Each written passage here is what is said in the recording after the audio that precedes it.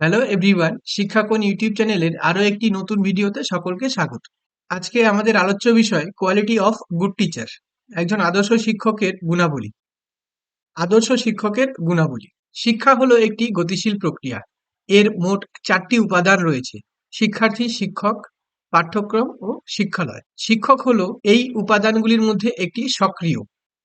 শিক্ষক হলো সমাজের মেরুদণ্ড। শিক্ষকের উপর নির্ভর করেই সমাজ ব্যবস্থার উন্নতি নির্ভর করে। শিক্ষা প্রক্রিয়ার যে সকল উপাদানগুলি ছিল তার মধ্যে শিক্ষক হলো একটি সক্রিয় উপাদান।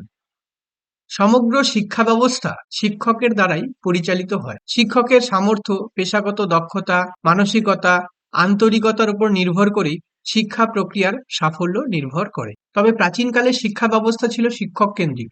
শিক্ষকের ধারণা ছিল একটু অন্যরকম।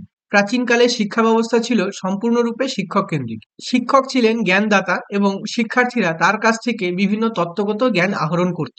তৎকালীন সময়ে শিক্ষক ছিলেন সক্রিয় উপাদান এবং শিক্ষার্থীরা ছিল নিষ্ক্রিয় শ্রোতা।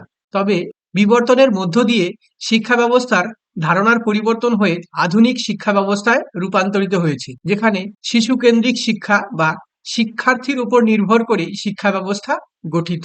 বর্তমান আধুনিক শিশু কেন্দ্রিক শিক্ষায় শিক্ষকের ভূমিকা গৌণ হলেও দায়িত্ব যথেষ্ট গুরুত্বপূর্ণ।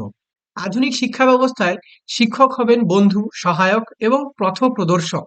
এখানে বলা হয়েছে প্রাচীনকালের শিক্ষা ব্যবস্থায় শিক্ষক ছিলেন শুধু তত্ত্বগত জ্ঞানদাতা, কিন্তু আধুনিক শিক্ষাক্ষেত্রে শিক্ষকের দায়িত্ব, কর্তব্য এবং কার্যাবলীর বিভিন্ন পরিবর্তন ঘটেছে এবং গুরুত্ব যথেষ্ট বৃদ্ধি পেয়েছে। একজন আদর্শ শিক্ষকের যে সকল গুণাবলীগুলি থাকা দরকার তা হলো ব্যক্তিগত গুণাবলী, পেশাগত গুণাবলী এবং নাগরিক হিসেবে গুণাবলী। এগুলো ধীরে ধীরে আলোচনা করা হবে।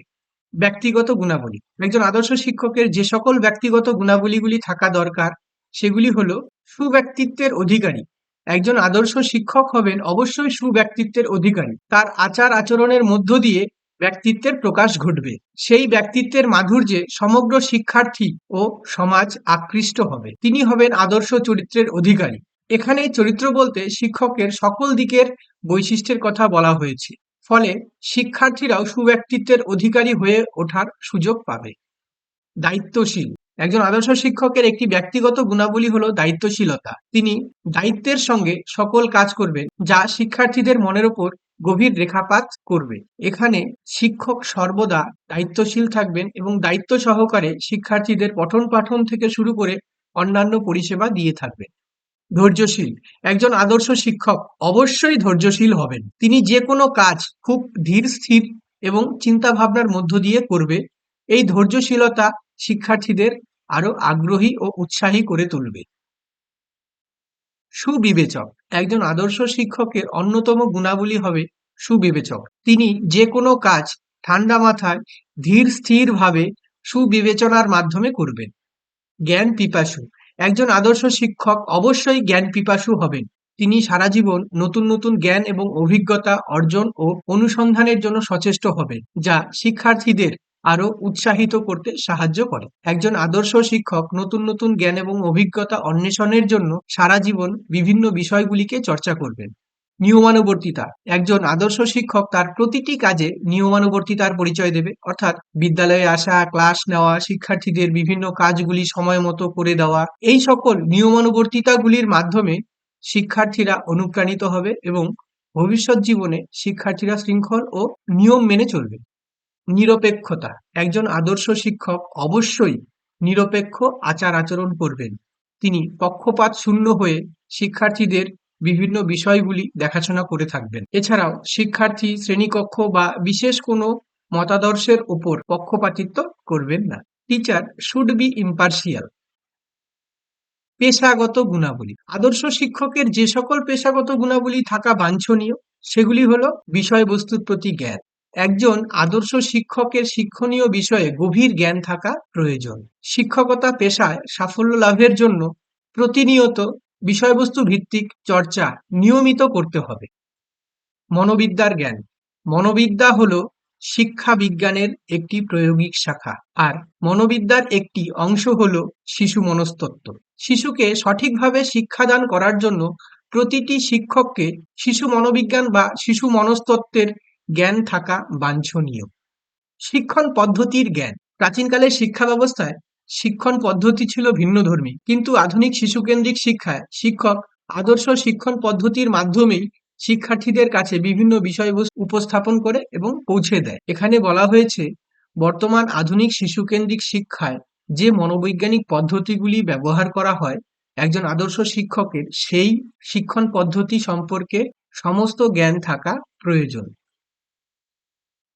শিক্ষা উপকরণের ব্যবহার সম্পর্কিত জ্ঞান। শিক্ষক শিক্ষা উপকরণগুলি ব্যবহারের মাধ্যমে শিক্ষার্থীদের কাছে বিভিন্ন বিষয় সঞ্চালিত করেন। তাই একজন আদর্শ শিক্ষক কিভাবে শিক্ষা উপকরণগুলির যথাযথ ব্যবহার করবেন তার জ্ঞান থাকা অবশ্যই প্রয়োজন। তার মানে বলা যায়, একজন আদর্শ শিক্ষক কোন উপকরণের মাধ্যমে কোন বিষয়টি সুন্দরভাবে উপস্থাপন করবেন সেই সম্পর্কে তার পূর্ণ ধারণা থাকতে হবে।